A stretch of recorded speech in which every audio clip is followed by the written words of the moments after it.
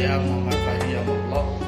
Saya dari Prodi Ekonomi semester 3 NPM 22222111041. Video ini saya buat untuk memenuhi tugas dari Bapak Muslianto Soleh Yamin.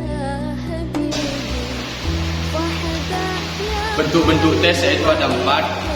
Yang pertama yaitu entry behavior test, yakni entry behavior test. Tes ini diberikan pada peserta didik sebelum memulai pembelajaran. Tes ini berguna untuk mengukur keterampilan syarat atau keterampilan yang harus sudah dikuasai sebelum pembelajaran dimulai. Keterampilan syarat akan muncul di bawah garis entry behavior. Hasil dari tes entry behavior dapat digunakan untuk mengetahui apakah peserta didik siap memulai pembelajaran. Adapun contoh soalnya, yakni entry behavior test.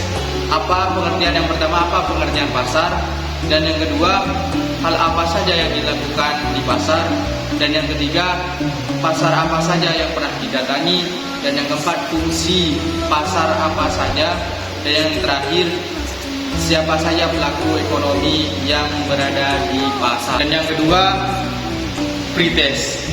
Tes ini dilakukan pada awal pembelajaran untuk mengetahui apakah pembelajaran sudah menguasai beberapa atau semua keterampilan yang akan diajarkan. Tujuannya adalah untuk efisiensi.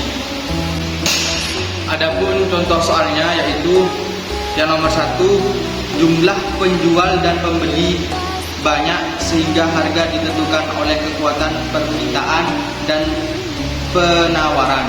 Pembentukan harga semacam ini terjadi di dalam pasar.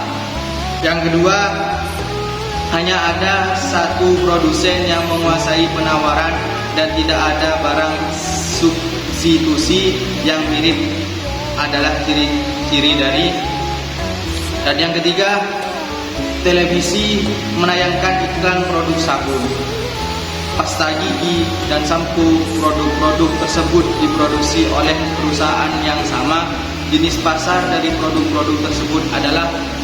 Yang keempat, tindakan pemerintah untuk mempengaruhi pasar monopoli dilaksanakan antara lain dengan cara. Dan yang terakhir, sejumlah barang dan jasa yang diinginkan untuk dibeli atau dimiliki pada berbagai harga yang berlaku di pasar, dan tertentu adalah pengertian dari. Yang ketiga yakni embedded test. Tes ini diberikan selama siswa sedang dalam proses belajar. Tes ini berfungsi untuk melihat apakah siswa memang telah dapat menangkap apa yang sedang dibicarakan dan juga untuk membuat pembelajaran lebih aktif. Adapun contoh soalnya, yang pertama yaitu sebutkan jenis-jenis pasar, dan yang kedua ciri-ciri pasar tradisional apa saja, dan yang ketiga jenis pasar menurut kegiatannya ada berapa, dan yang keempat Indomaret termasuk pasar apa, dan yang terakhir jika belanja online maka kita sudah berbelanja di pasar apa. Pun yang terakhir yakni yang keempat, post test.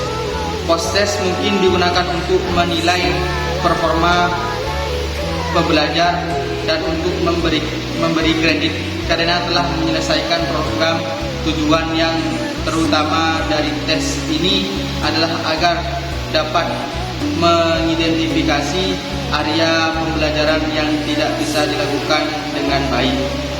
Adapun contoh soalnya yaitu produksi melalui usaha, di mana produk suatu departemen mungkin ditransfer ke departemen yang berbeda tergantung pada hasil yang diinginkan. Dan yang kedua, apakah pengertian sistem ekonomi? Dan yang ketiga, sebutkan dan jelaskan jenis-jenis sistem ekonomi. Dan yang keempat, sebutkan ciri-ciri sistem ekonomi pasar. Dan yang terakhir yakni ciri-ciri pasar tradisional. Mungkin cukup sekian video dari saya. Apabila ada